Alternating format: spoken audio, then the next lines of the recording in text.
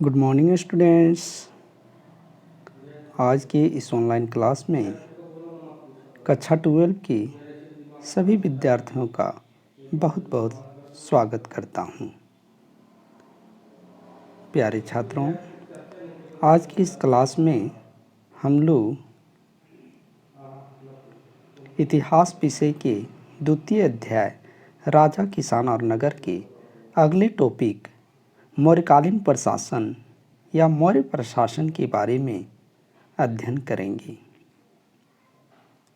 प्यारे बच्चों, एग्ज़ाम की दृष्टि से यह टॉपिक बड़ा ही महत्वपूर्ण है और इससे 5 से लेकर 8 मार्क्स तक का सवाल एग्ज़ाम में आता है।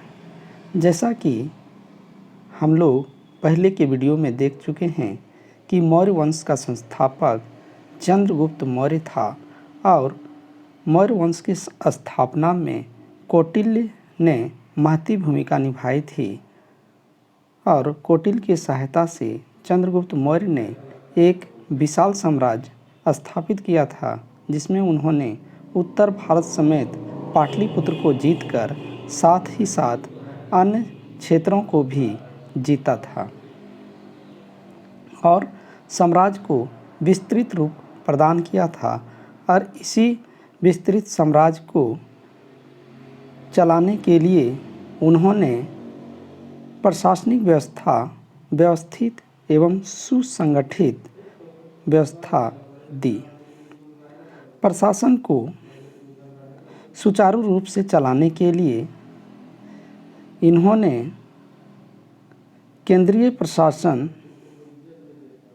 इन्होंने प्रशासन को 4 भागों में बांटकर व्यवस्थित किया, जैसे केंद्रीय प्रशासन, प्रांतीय प्रशासन, नगर प्रशासन तथा ग्राम प्रशासन। इन्होंने प्रशासन को 4 भागों में बांटा: केंद्रीय प्रशासन, प्रांतीय प्रशासन, नगर प्रशासन और ग्राम प्रशासन। हम लोग सर्वप्रथम केंद्रीय प्रशासन के बारे में जानते हैं। केंद्रीय प्रशासन अर्थात केंद्र का शासन। केंद्रीय प्रशासन या केंद्रीय शासन का सर्वोच्च अधिकारी राजा होता था, लेकिन वह निरंकुश नहीं होता था। उस पर मंत्री परिषद का अंकुश होता था, मंत्री परिषद का नियंत्रण होता था।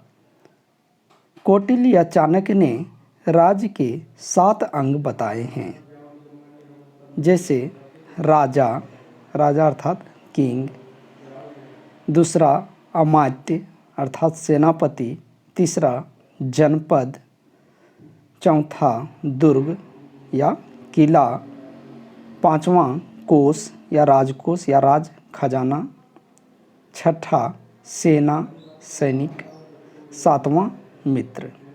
अर्थात चाणक्य ने राज्य के 7 अंग बताए हैं: राजा, अमात्य, जनपद, दुर्ग, कोष, सेना और मित्र।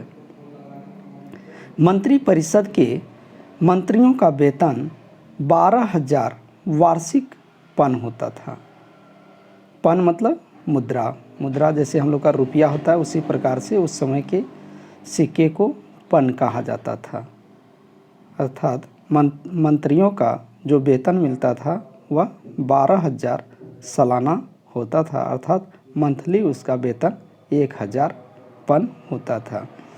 केंद्रीय शासन व्यवस्था जो होती थी या केंद्रीय प्रशासनिक व्यवस्था कई विभागों में, कई डिपार्टमेंट में बटा हुआ था और उस डिपार्टमेंट को तीर्थ कहा जाता था। तीर्थ कहा जाता था और तीर्थ के प्रमुख को अध्यक्ष या महामात्र कहा जाता था। जो डिपार्टमेंट होते थे वह तीर्थ कहलाते थे और उसके जो सुप्रीमो या प्रमुख होते थे वह अध्यक्ष या महामात्र कहलाते थे। कौटिल्य के द्वारा लिखी अर्थशास्त्र में इस प्रकार के 18 डिपार्टमेंट या 18 तीर्थों का उल्लेख मिलता है। कितने तीर्थों का उल्लेख मिलता है? तो 18 तीर्थों का। इन तीर्थों का जो प्रधान होता था वह समाहर्ता कहलाता था और समाहर्ता जो है वह आय व्यय या लेखा जोखा का काम करता था या आय व्यय का अधिकारी या लेखा जोखा का अधिकारी जो होता था वह समाहर्ता होता था।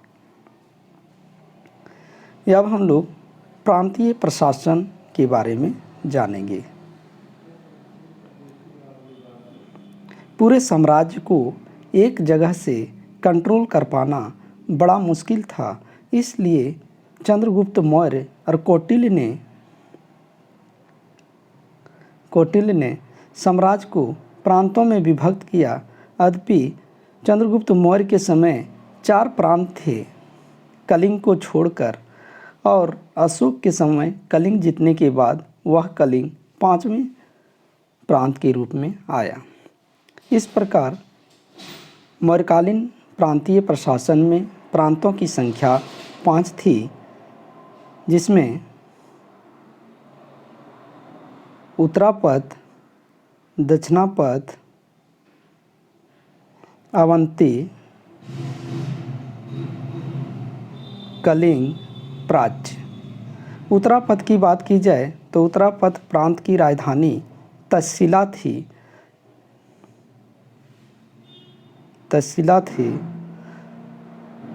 दक्षिणापथ की स्वर्णागिरी, अवंती का उज्जैनी, कलिंग का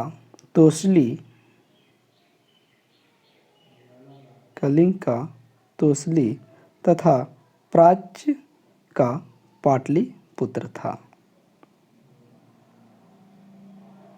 और इन प्रांतों का उल्लेख अशोक के अभिलेखों में मिलता है।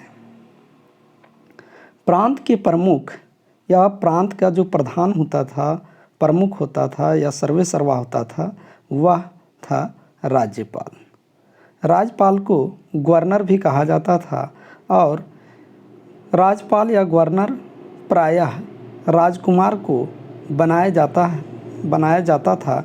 इसका उदाहरण हम लोगों ने पहले ही देख चुके हैं कि जब बिंदुसार का काल चल रहा था तो तक्षशिला में विद्रोह हुई थी, तो उसे दबाने के लिए अशोक गया था, क्योंकि सुसीम ने वहाँ के विद्रोह को संभाल नहीं पाया था। अर्थात तक्षशिला का राज्यपाल या गवर्नर सुसीम था और अवंती का राज्यपाल अशोक था।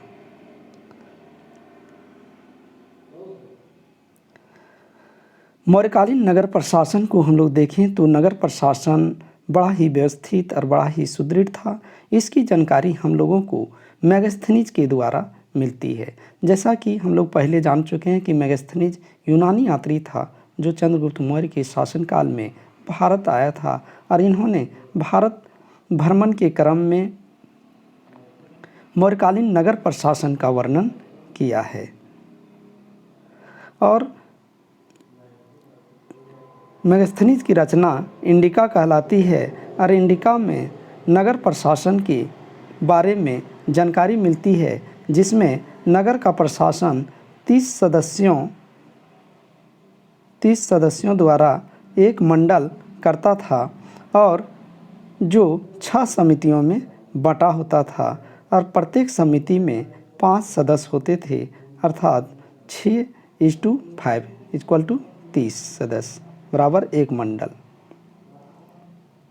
6 समितियां जो थी वह थी, पहला शिल्पकला समिति, दूसरा वैदेशिक समिति, तीसरा जनसंख्या समिति, चौथा वाणिज्य समिति, वस्तु निरीक्षक समिति और छठा कर समिति। शिल्पकला मतलब समझ गए कि कोई भी चीज़ बन रहा है, जैसे मान लीजिए कि ज्वेलरी है या फिर बर्तन है या कुछ चीज़ है, तो वो शिल्पकला समिति देखती थी। वैदेशिक समिति दूसरे राज्यों के साथ किस तरीका का संबंध हो उसके बारे में वैदेशिक समिति काम करती थी। जनसंख्या समिति लोगों की जनगणना या उससे संबंधित अन्य कार्य को जनसंख्या समिति देखती थी। वाणिज्य व्यवसाय व्यापार व्यवसाय के बारे में वाणिज्य समिति देखती थी। वस्तु निरीक्षक वस्तु की गुणवत्ता को परीक्षण करने के लिए वस्तु निरीक्षक समिति होती थी। और एक टैक्स समिति होती थी जो टैक्स वसूल करती थी। अब हम लोग ग्राम प्रशासन के बारे में देखते हैं। ग्राम प्रशासन मौर्यकालीन व्यवस्था का एक अभिन्न अंग था। ग्राम का जो प्रधान होता था उसे ग्रामिक या ग्रामीणी कहा जाता था। ग्राम में एक प्रशासनिक अधिकारी होता था जिसे ग्राम भोजक कहा जाता था। अब हम लोग सैन्य प्रशासन के बारे में बात करते हैं। मौर्यकालीन सैन्य व्यवस्था सुव्यवस्थित एवं सुदृढ़ स्थिति में थी। सेना के 6 विभाग थे। पैदल सेना, अश्वसेना, हस्ती सेना, हस्ती मतलब हाथी, रथ सेना, नाव सेना और सैन्य यातायात विभाग।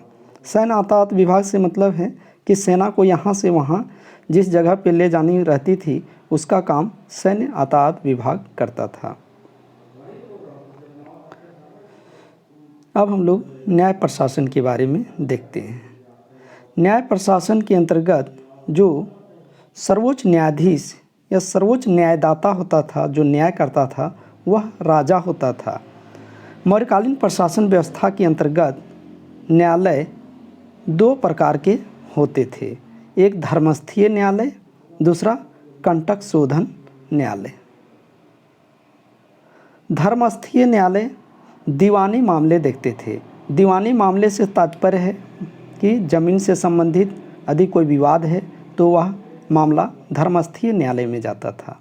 लेन देन से संबंधित मामला, मान लीजिए किसी से लिए हैं लेकिन वह दे नहीं रहा है तो उस समय धर्मस्थीय न्यायालय का दरवाज़ा खटखटाना पड़ता था। या राजस्व संबंधी या टैक्स से संबंधित अधिक किसी प्रकार का मामला होता था तो वह धर्मस्थीय न्यायालय में देखा जाता था। और दूसरे प्रकार का जो न्यायालय था वह था कंटक शोधन। कंटक शोधन में फौजदारी मामले आते थे। फौजदारी मामले के अंतर्गत समझ सकते हैं कि किसी प्रकार का झगड़ा हुआ जिसमें किसी को चोट लगी, मारपीट हुई या चोरी डकैती हुआ तो वैसे मामले कहाँ जाते थे तो कंटक शोधन न्यायालय के पास। ये होगी न्याय व्यवस्था। अब हम लोग राजस्व प्रशासन के बारे में जानते हैं। मौर्यकालीन राजस्व व्यवस्था में जो लोगों का मुख्य पेशा था या जो मुख्य धंधा था वह क्या था? कृषि था। कृषि था। राजस्व का मुख्य स्रोत जो है वह भू राजस्व था। भू मतलब भूमि से, भूमि अर्थात कृषि से प्राप्त जो राजस्व होता था वह